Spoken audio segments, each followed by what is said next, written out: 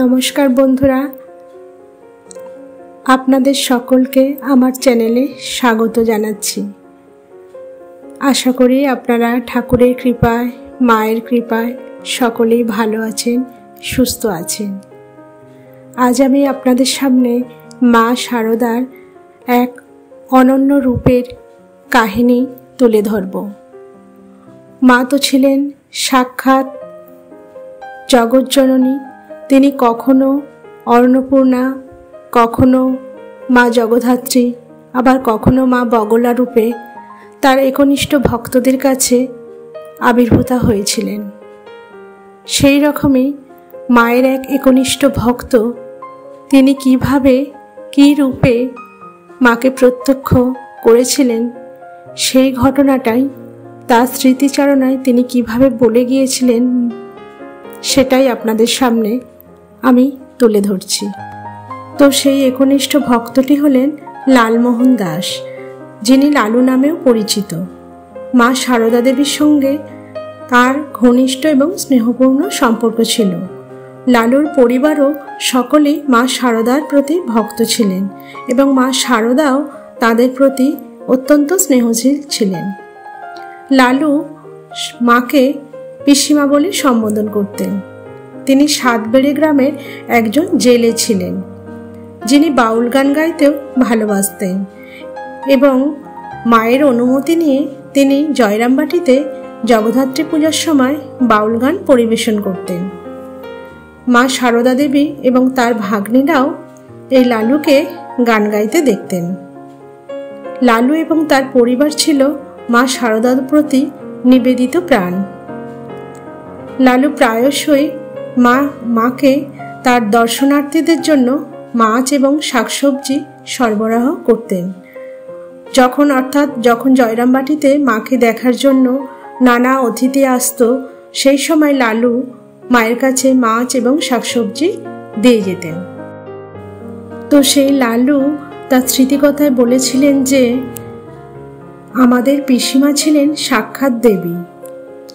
তিনি বলছেন, প্রথম বুঝতে পারিনি যে আমাদের পিসিমা সাক্ষাৎ দেবী, কারণ গ্রামের অন্যান্য বউ মেয়েদের মতোই পিসিমা ঘরের সমস্ত কাজকর্ম, রান্নাবান্না সমস্ত কিছুই করতেন।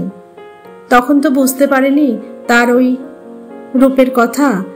একদিন একটি ঘটনা আমি জীবনে ভুলতে পারবো না। পিসিমার বাড়ির সামনে পুণ্যিপুকুরের মাছ ধরার খবর দিলেন। মহারাজরা আমাকে মাছ ধরার জন্য খবর দিয়েছিলেন। আমি দলবল নিয়ে সকাল করেই হাজির হলাম। সম্ভবত রাস পূর্ণিমার দিন ছিল। পাড়া গায়ে পুকুরে জাল নামালে প্রতিবেশীরা পুকুর পাড়ে দাঁড়িয়ে মাছ ধরা দেখে। সেদিন দেখি পিসিমা অর্থাৎ শ্রী শ্রী মা তার দুই ভাইঝিকে নিয়ে পুকুর পাড়ে এসে দাঁড়িয়েছেন। হয়তো ভাইঝিরা মাছ ধরা দেখার বায়না ধরেছিল, তাই বাধ্য হয়েই তাকে পুকুর পাড়ে আসতে হয়েছিল। পিসিমাকে পুকুর পাড়ে দেখে আমার খুব আনন্দ হয়েছিল।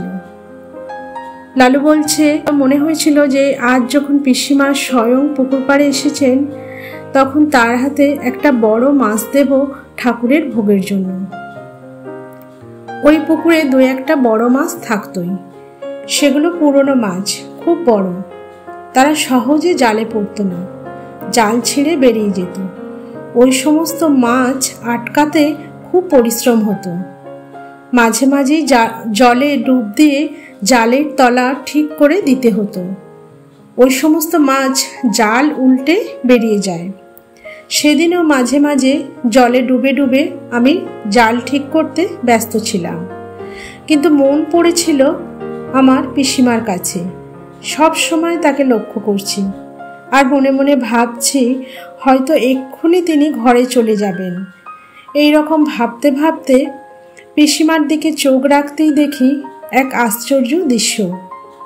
দেখি পিসিমা তার ভাইজিদের এক জায়গায় দাঁড় করিয়ে রেখে পুকুর পাড় ধরে পূব দিকে কোথায় যেন যাচ্ছেন।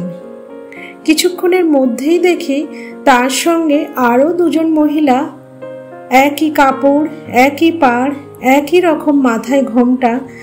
যদিও তাদের আমি সামনাসামনি দেখতে পাচ্ছিলাম না, তবুও দেখে মনে হলো বাকি দুজনের মুখের আদলও যেন ঠিক পিসিমার মতো। এই দৃশ্য দেখে আমি তো চমকে উঠলাম। তাড়াতাড়ি জল থেকে ডাঙায় উঠে দেখতে ইচ্ছা হলো যে ওরা কারা, কিন্তু হলে কি হবে, সবই বিধাতার ইচ্ছা। যেই না আমি পুকুর পাড়ের কাছাকাছি এসেছি, একটা বড় মাছ গায়ে লেজের ঝাপটা দিয়ে চলে গেল। আমিও তখন পাড়ে ওঠার কথা একেবারে ভুলে গেলাম। তখন আমি জাল ঠিক করতে লেগে গেলাম। পরে যখন পাড়ে আবার এলাম, পিসিমা বললেন, হ্যাঁ রে লালু, তুই যে অত খাটছিস, পুকুরে আর বড় মাছ তো নেই, যাও দু একটা আছে তাও তো জাল ছিঁড়ে পালিয়েছে। আমি তো আশ্চর্য হয়ে গেলাম, আমার মনের কথা পিসিমা জানতে পারলেন কি করে?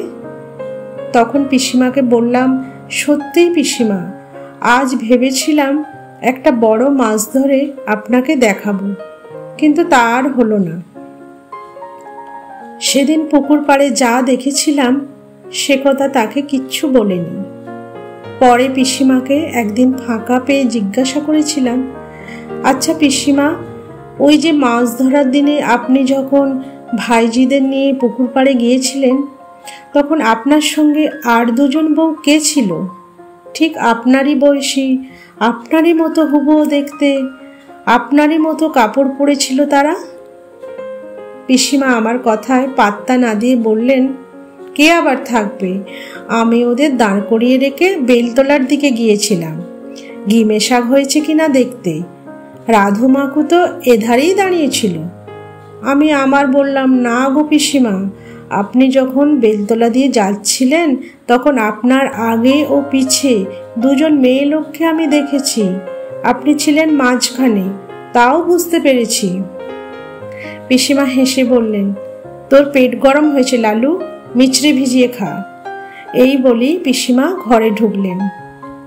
তখনই চমকে উঠলাম, দেখি আবারও সেই দৃশ্য, পিসিমা মাঝখানে, তার আগে ও পিছনে দুজন মেয়ে। পিসিমার পরনে লাল বেনারসি, পায়ে আলতা, আর চুলগুলো যেন মাটিতে লুটিয়ে রয়েছে। আমি চিৎকার করে বলে উঠলাম, পিসিমা! তখন পিসিমা ঘরের ভিতর দিয়ে সাড়া দিয়ে বললেন, লালু, তুই যা দেখেছিস আমি থাকতে কাউকে বলবি না বাবা, একটু বস, প্রসাদ নিয়ে যাবি। পরে তিনি এসে মুরগি ও ফল প্রসাদ দিলেন। পিসিমা সেদিন যা বলেছিলেন আমি তাই করেছিলাম। আমি কাউকে কিচ্ছু বলিনি। তার লীলা সাঙ্গের পর আমি বলেছি, তিনি যে সাক্ষাৎ জগদ্দম্বা, জয়া বিজয়াকে সাথে নিয়ে আমি তার দর্শন লাভ করেছি।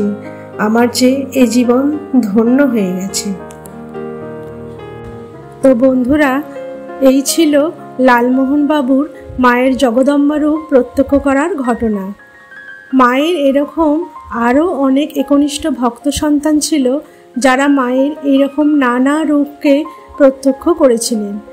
আসলে মা তো ধনী গরিব, উচ্চ নিচ, জাতপাত, হিন্দু মুসলিম এইসব মেনে ভক্ত সন্তান করেননি। তার কাছে যেই এসেছে তাকেই তিনি তার স্নেহের পরশে, স্নেহের বাঁধনে বেঁধেছিলেন।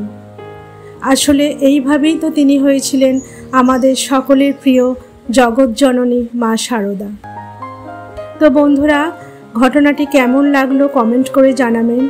আর যদি ভিডিওটা ভালো লাগে তাহলে একটা লাইক দেবেন, আর চ্যানেলটিকে সাবস্ক্রাইব করে পাশে থাকবেন, যাতে এইরকম ঠাকুর, মা, স্বামীজির ঘটনা আমি আপনাদের সামনে তুলে ধরতে পারি। ততদিনের জন্য আপনারা সকলে সুস্থ থাকবেন, ভালো থাকবেন, এই প্রার্থনা করে আমি আমার ভিডিও শেষ করছি। নমস্কার।